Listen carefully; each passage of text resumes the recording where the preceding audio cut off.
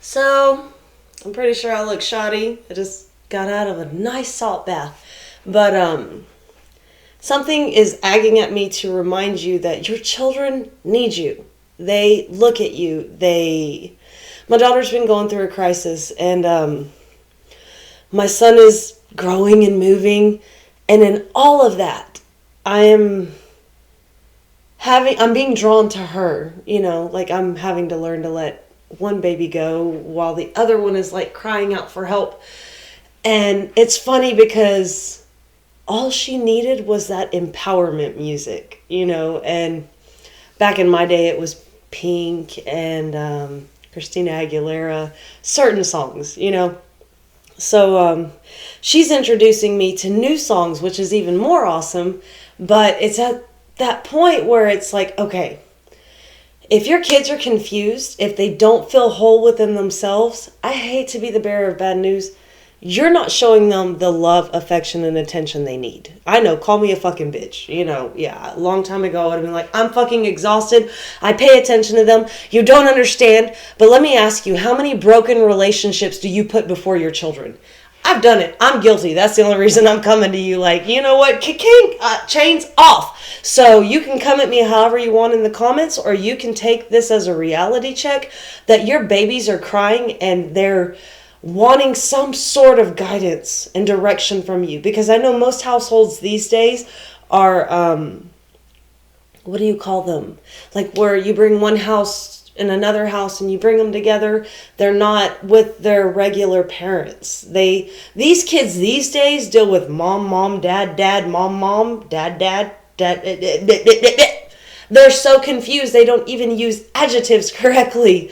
So we're at a point right now where you either are going to pay attention to them or the world is going to own them. I don't know if you notice as much as I do where the drag shows, the drag queens, the transgender, everyone's identity crisis is getting our children's attention more than our security, because we don't offer them security anymore. And like I said, I know this is a very harsh reality.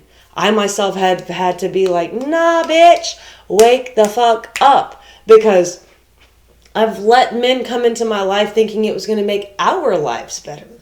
And in the end, it turned into my time is wasted, energy is misplaced, distractions, holding back, me working harder. And I don't know how many of you women are on the same scale, or men. I'm not even going to put this on a gender scale. But how many of you out there are trying so hard to save a dead relationship while your kids are trying so hard to get your attention? And it's very hard to accept this concept. And I'm not trying to offend anybody. Like I said, it's kind of a reality check for myself. That at some point I had to say, you know what? It's not that I'm putting love on hold, because you never put love on hold. But it's when the concept that you are allowing toxic, ungenuine, fake love to come into your reality, and it takes away from that genuine love your children need to feel. So when it comes down to it, all I'm asking is that you reconsider what it is you're investing into every day, because they need us. Fuck a grown man or fuck a grown woman. This ain't save a hoe or build a bitch. You don't need to build a man. They exist. I promise you. You got to get on that vibration to come into connection with them. Same with, you can't turn a hoe into a housewife. We're all on energetic vibrations. Once you raise yours, you'll find there's someone for you. Quit grabbing in the trash. Like, trash is down here. I just want to save it. I want so bad. And you can turn all directions and try to save it. But what's the fucking point? Let it go to the dump where it belongs. Because when you can let it go, the wind blows and something new comes to you. And you will see that smile on your kid's face, that brightness back in their life, that thing that they have forgotten about, which is security, love, something to be inspired by. And that's you.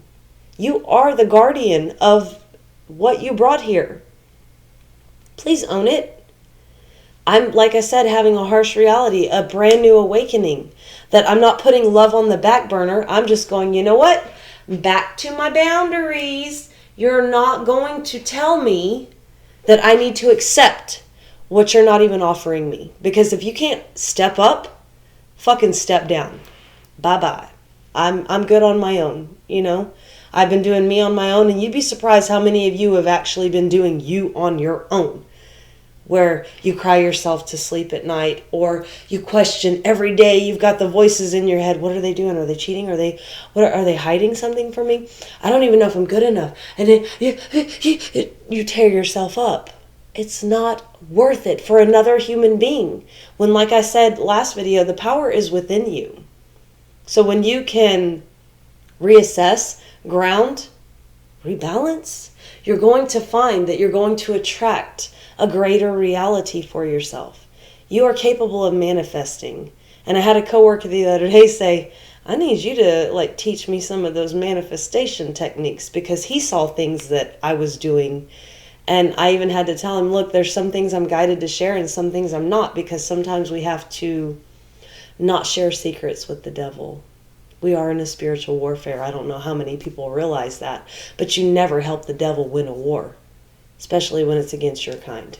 So, you ever interested in it, you can message me and I will fill you out intuitively and see if I feel I can help guide you in the right direction. I don't know. For whatever reason, that just came out because I don't even talk that sure of myself. But I'm not fighting on my own team. I'm fighting on the higher power side of finally saying, you know what? I'm going to take all boundaries, all walls, everything away, and I'm going to go through with the assurance that my soul tribe is coming my direction, that we're getting armed for battle, and that the children of today will not become the children of the past that never even mattered. Kind of our generation. But we can fight this fight. I promise you. And like I said, if that message was too harsh, I'm sorry I triggered your demons, and hopefully you can sit down and think on that. But peace out. Bye-bye.